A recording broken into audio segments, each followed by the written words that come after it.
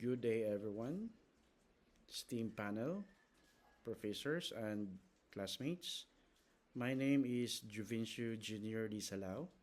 Today, I will be presenting my dissertation proposal titled Instructional Modalities in Math Education, a narrative review of traditional, concrete, and virtual approaches.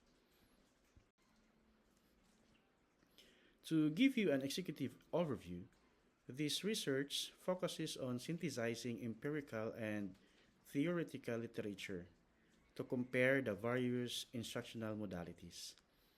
The goal is to highlight the transition beyond lecture based practices and demonstrate the superiority of multimodal approaches over single method tools. Importantly, this work emphasizes equitable access and teacher capacity, anchoring itself in SDG 4 for quality education and SDG 9 for innovation. This highlights the critical need for integrative and context sensitive research designs. Let's look at the 21st century challenge we face in the classroom. There is growing demand for deeper learning and higher order thinking skills.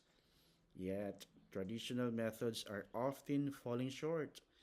We continue to see an emphasis on procedural tasks rather than conceptual depth, resulting in limited knowledge trans- resulting in limited knowledge transfer and overall low learner engagement within traditional settings.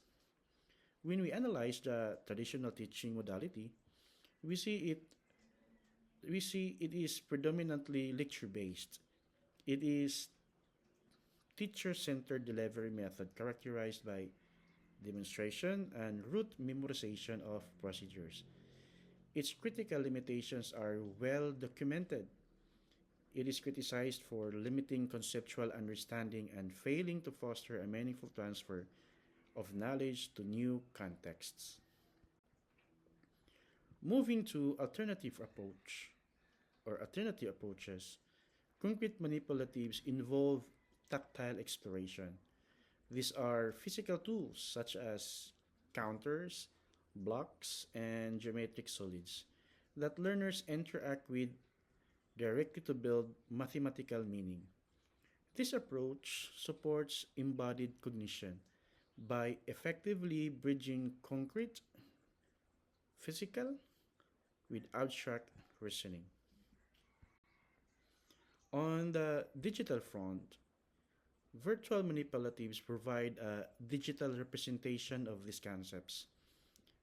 They are interactive, wave-based visual representations of dynamic objects. Virtual tools offer dynamic visualization and interactivity as well as immediate feedback loops. Furthermore, they offer high scalability in modern digital classroom. This brings us to the case for a multimodal approach, an integrative approach that combines traditional, concrete, and the virtual modalities actually outperforms any single method's instruction. The holistic gains are significant. It ensures procedural fluency while simultaneously deepening both conceptual understanding and student motivation. The objectives of this narrative review are fourfold. First is the literature synthesis. It examines traditional, concrete, and virtual manipulative research. Also, the outcome analysis. It evaluates the effects on performance, engagement, and understanding. And we also have the mediator study. We analyze the contextual and organizational factors that influence success. And lastly is the integrative proposals to develop clear directions for future research and practice. My research is anchored in two main frameworks. The first is constructivism, which emphasizes active knowledge construction, following the theories of Piaget and Vygotsky. Learning occurs through direct interaction with content. This is operationalized through the CRA framework, which outlines the progression of learning from concrete, representational, and finally to abstract stages. The second framework is the TPAC model, which deals with integration dynamics. As established by Mishra and Kohler, TPAC involves the seamless integration of technology, pedagogy, and content knowledge. We also consider cognitive load theory, noting that multiple representations enhance comprehension while effectively managing students' mental effort. However, classroom tools alone are not enough. As noted here, instructional leadership, and school-based management or SBM provide the essential organizational scaffolding for innovation. Access to resources and robust leadership support from administration are critical determinants of a program's overall effectiveness. For the methodology, this study employs a narrative literature review. This involves synthesizing peer-reviewed literature from major academic databases and utilizing thematic analysis to organize cross-modality findings. When comparing performance, the data shows that conceptual performance gains are highest when modalities are integrated. Multimodal instructions leads the way of approximately 95% efficacy, followed by virtual tools, concrete tools, and finally traditional methods, which show the lowest efficacy for conceptual depth. Beyond these scores, student engagement sees a massive boost, showing an 85% or greater increase in participation. Participation. Active interaction with materials leads to increased motivation, a marked reduction in math anxiety, and increased behavioral engagement. The immediate feedback provided by virtual tools is particularly effective at building learner confidence. Again, building learner confidence. We also see positive shifts in social learning dynamics. Collaborative interaction increases as manipulative use is strongly associated with frequent group discussions and peer explanations. This fosters enjoyment and curiosity, turning hard turning hard math into happy experiment for students rather than chore. Of course, success is filtered through contextual determinants.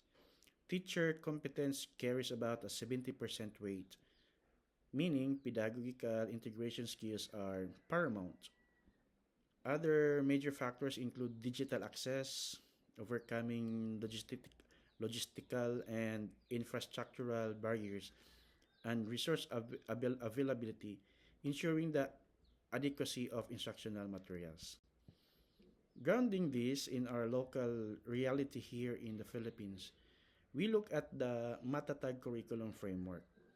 We must address the specific ICT challenges present in rural schools while transitioning toward more relevant, mastered content. We must carefully match what is taught with what is tested.